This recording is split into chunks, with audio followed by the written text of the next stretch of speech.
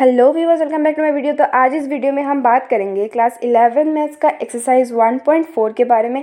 और उससे पहले थोड़ा सा इंट्रोडक्शन जान लेते हैं कि यूनियन क्या है, इंटरसेक्शन क्या है। जिनको पता है वो यू कैन डायरेक्टली स्किप, ठीक है। तो सबसे पहले देखो यूनियन के बारे में। यूनियन क्या होता है कि एक साथ कर देना, नाम से ही पता चल रहा है यूनियन। तो एक साथ करो, जैसे कि यहाँ पे 2 4 6 8 है और यहाँ पे क्या है 6 8 10 12 है। तो इन सब एलिमेंट्स को ना एक ही उसमें पूरा प्रेजेंट होना चाहिए, बस कॉमन एलिमेंट्स को एक ही बार लिखना है। जैसे कि यहाँ पे 2 4 6 8 था और 6 8 10 12 था। तो अब मैंने क्या लिखा इधर 2 4 6 8 और 6 8 तो यहाँ पे भी है ना, तो ये और रिपीट नहीं किया। फिर 10 और 12 एक साथ करके लिख दिया। यहाँ पे ए और बी में जो भी एलिमेंट्स है वो ए यूनियन बी में प्रेजेंट है। प्रॉपर्टीज़ की बात करें हम, अगर उल्टा करके हम देखें कि ए यूनियन बी अगर होता है तो बी यूनियन ए भी इक्वल होता है ए यूनियन बी के।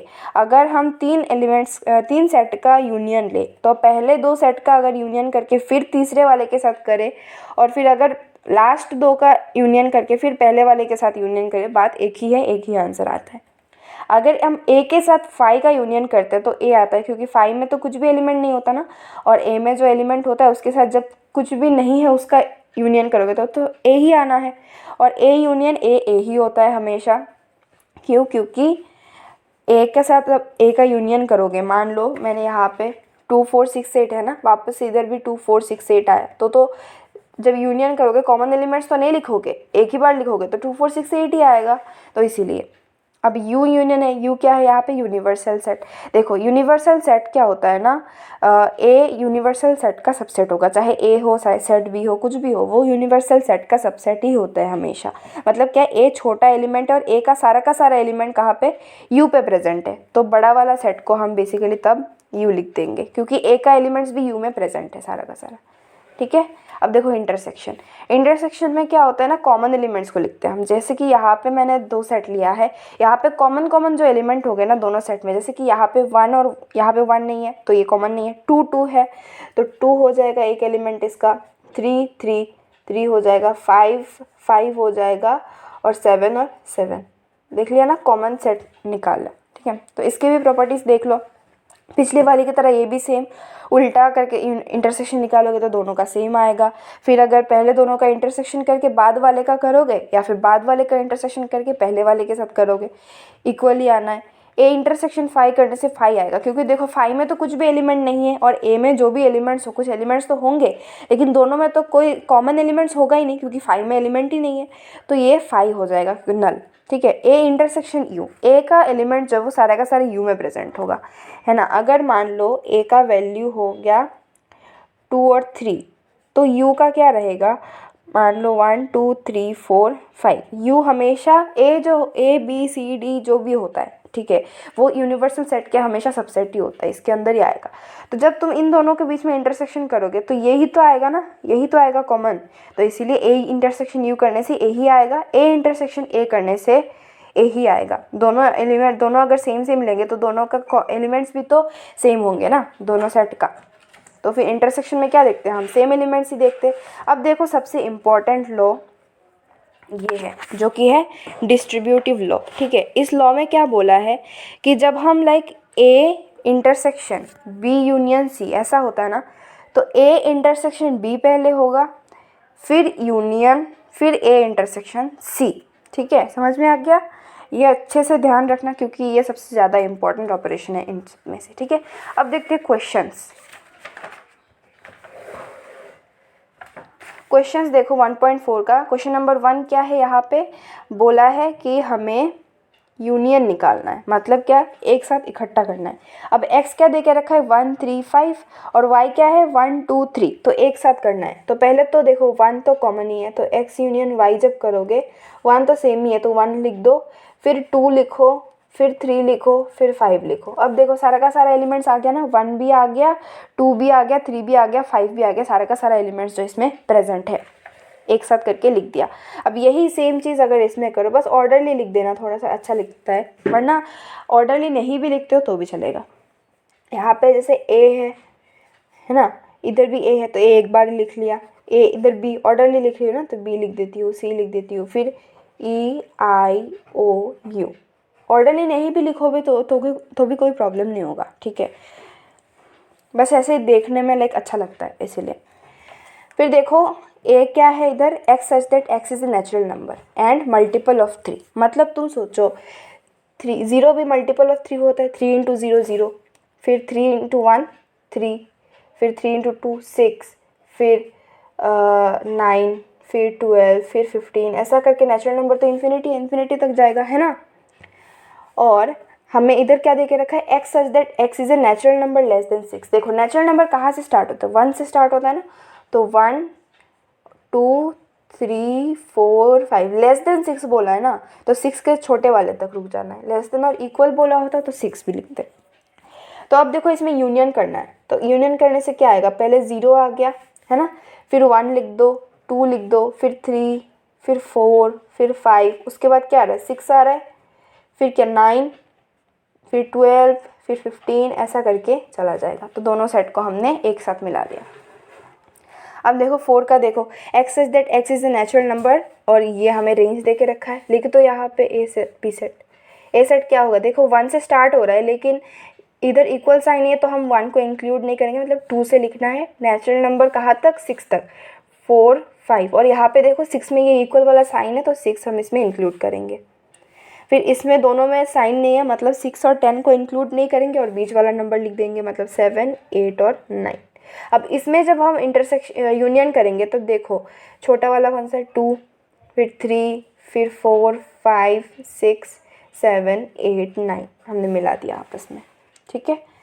अब सेम यही भी देख लो, इसमें क्या है 5 है और इसमें 1 2 3 है। हमें वैसे भी पता है कि ए यूनियन 5 ए ही होता है, और अगर हमने ऐसे भी देखो तो देखो 1 2 3 और 5 है, तो तुम अगर लिखना चाहो तो 1 2 3 और 5 को तो देखो 5 है उसको हम इंक्लूड कैसे ही कर सकते हैं, है ना। तो ये बस ऐसे ही हो जाएगा इसका एलिमेंट। अब देखो क्वेश्चन नंबर 2 देखो, 2 में क्या है, ए कोमा बी और इधर है ए बी सी। हमें देखना है कि ए सबसेट है क्या बी के। देखो ए सबसेट कब होता है, मैंने क्वेश्चन 1.3 में समझाया था कि जब ए के सारे एलिमेंट्स बी में प्रेजेंट हो तब उसको हम बोलेंगे A is a subset of B. तो यहाँ पे लिख दो here all the elements of A belongs to B, so A subset of B, ठीक है। ये हमारा पहला वाला पार्ट हो गया। अब दूसरे में क्या बोला कि A यूनियन B निकालना है। A यूनियन B अगर अब तुम निकालोगे तो तुम देखो ना A और A सेम है, लिख दो एक बार, B और B सेम है, लिख दो एक बार, और क्या बच रहा है C बच रहा है, लिख दो। देखो इसके भी एलिमेंट्स इसमें प्रेजेंट हो गए, इसके भी एलिमेंट्स इसमें प्रेजेंट हो गए, हो गया ना। तो अब देखो तीसरा वाला क्वेश्चन, तीसरे वाले क्वेश्चन में क्या है, ए एंड बी 2 सेट है और ए जो है सबसेट ऑफ बी है। ए सबसेट ऑफ बी, इसका मतलब तो यही वाला सिचुएशन देख लो तुम। इसमें क्या हो रहा था कि ए में जो एलिमेंट्स था वो बी में भी प्रेजेंट था, है ना। उस केस में क्या हो गया था कि ए यूनियन बी करने से बी आ गया था इसका आंसर। वैसे ही हमने एक और चीज़ देखा था कि ए इंटर यूनियन यू जब होता था, मतलब यूनिवर्सल सेट वाला केस, है ना, तो उसमें क्या आ रहा था, यू आ रहा था। क्यों, क्योंकि ए जो था वो सबसेट था यूनिवर्सल सेट के, है ना। यूनिवर्सल सेट सबसे बड़ा वाला सेट होता है ना, उसमें जब ए के सारे एलिमेंट प्रेजेंट हो गए, यही वाला सिचुएशन में देखो ना, तो क्या होगा, बड़ा वाला सेट जो होगा जिसके अंदर वो ए प्रेजेंट होगा सबसेट के अंदर, वो उसका क्या हो जाएगा, यूनियन हो जाएगा। तो यहाँ पे what is A union B, A union B क्या हो जाएगा, बी हो जाएगा इसका ए यूनियन बी, ठीक है। क्योंकि ए जब सबसेट होगा बी के, मैं एक और बार बता दूँ, तो ए में मान लो मैंने ले लिया 2 3, पहले वाला ही वो एग्जांपल ले रही थी, और बी में मान लो 1 2 3 4 5, है ना। तो यहाँ पे देखो ए का एलिमेंट्स बी में प्रेजेंट है ये दोनों, तो ए जो हो गया सबसेट ऑफ बी। अब जब इसका यूनियन करोगे तुम तो कौन सा वाला आएगा, 1 2 3 4 5।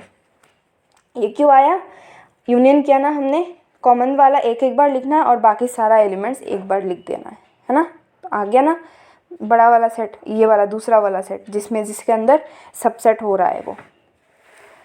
अब देखते हैं क्वेश्चन नंबर 4, ठीक है। 4 में क्या है, यहाँ पे हमें यूनियन निकालना है सारे के सारे एलिमेंट्स का। यहाँ पे हमें बेसिकली सारे सेट दे के रखा है, तो ए यूनियन बी अगर हम देखें, ए क्या है 1 2 3 4, और बी क्या है हमारे पास 3 4 5 6, बस यूनियन निकाल लो।